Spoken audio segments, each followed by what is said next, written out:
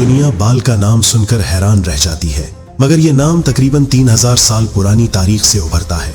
ये सिर्फ एक नाम नहीं बल्कि शिर्क की इंतहा की निशानी है।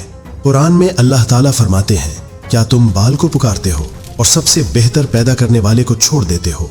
लेकिन ये फितना कैसे शुरू हुआ, चलिए देखते हैं। बनी इसराइल का बादशाह आहाब तारीख का एक जालिम हुक्मरान था। उसने एक बुतपरस्त औरत जीजबेल से शादी की। जीजबेल ने आहाब को अल्लाह से दूर कर दिया। उसने सामरिया में बाल का मंदिर बनवाया और 850 बाल के पुजारियों को सरकारी तौर पर मुकर्रर कर दिया। लोग समझने लगे कि बारिश बाल बरसाता है, फसलें बाल उगाता है, रिज्क बाल देता है। शिर्क आहिस्ता आहिस्ता जहर की तरह फैल गया, यहाँ तक कि लोग अपने बच्चों तक को उस बुत के नाम पर कुर्बान करने लगे। तब अल्लाह ने अपने नबी हजरत इलियास अलैहिस्सलाम को भेजा। आपने साफ ऐलान किया, रिज्क का मालिक बाल नहीं, अल्लाह है। लोगों ने आपका मजाक उड़ाया, धमकियां दी गईं, हम उसे खत्म कर देंगे। आपको एक गार में पनाह लेनी पड़ी।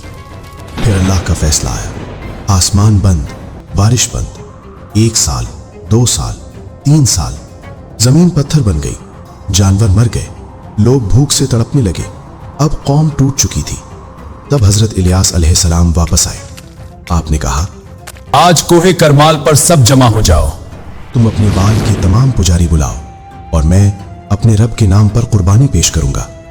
हम दोनों जानवर ज़बह करेंगे, लकड़ियां रखेंगे, मगर आग कोई नहीं लगाएगा। जिसका खुदा आसमान से आग नाजिल करे वही सच्चा माबूद होगा। लोग इस फैसले पर राजी हो गए। 450 बाल के पुजारी एक तरफ, एक तन्हा नबी दूसरी तरफ।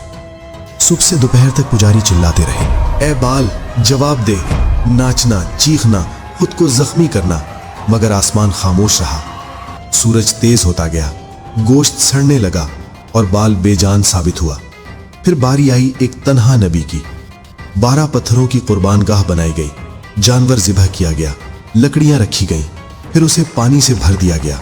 इतना पानी डाला गया कि सब कुछ भीग गया। हजरत इलियास अलैहिस्सलाम ने बस हाथ उठाए और यकीन के साथ दुआ की।